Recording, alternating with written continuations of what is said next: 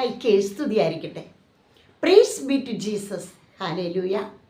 Carmel Ruha ministry കുടുംബാംഗങ്ങളെ, നമ്മുടെ സ്വന്തം അമ്മ ജപമാല പരിശുദ്ധ രാജ്ഞി ജപമാല മാസത്തിലൂടെ നമ്മൾ അതിൻ്റെ അവസാന ദിവസങ്ങളിലേക്ക് കടന്നു പോവുകയാണ്. മിക്ക ഇടവകകളിലും കുടുംബ യൂണിറ്റുകളിലും ജപമാല സമാപനം.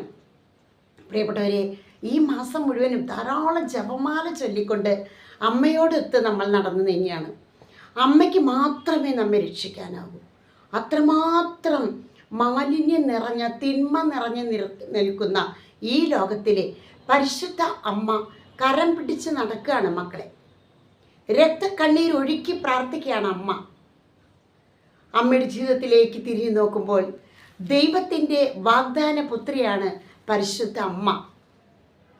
പറുദീസായ നഷ്ടപ്പെട്ട മക്കൾക്ക്, ഹവ്വായുടെ പുറന്തള്ളപ്പെട്ട മക്കൾക്ക് പരിശുദ്ധ അമ്മ ഇതാ നമ്മുടെ സ്വന്തം അമ്മ. രണ്ടാമതായി മേഘപാളിയിൽ മറഞ്ഞു നിന്ന പരിശുദ്ധ അമ്മ. ഏലിയ പ്രവാചകനും കർമ്മല അമ്മയുമായി അഭേദ്യമായ ബന്ധമുണ്ട്. കർമ്മലയിലെ സഹോദരന്മാർ എന്നാണ് ഏലിയ നിവ്യ സഹോദരന്മാരെ വിളിച്ചിരുന്നത്. വീണ്ടും കുടുംബിനിയായ മറിയം, അഭയാർത്ഥിയായ മറിയം, വ്യാകുലയായ മറിയം, മനുഷ്യരുടെ കുടുംബങ്ങളിലെ ആവശ്യങ്ങൾ കണ്ടറിഞ്ഞ് ചെയ്തു കൊടുക്കുന്ന അമ്മ, തിരുസഭ മാതാവ് എന്ന് വെച്ചാൽ അപ്പസ്തോലന്മാരുടെ കൂടെ ഇരുന്ന് പരിശുദ്ധാത്മാവിനാൽ ശക്തിപ്പെടുത്തിയ പരിശുദ്ധ അമ്മ, തിരുസഭ മാതാവ്. ഇങ്ങനെ വിശുദ്ധരുടെ മാർഗദീപമായ നമ്മുടെ അമ്മ.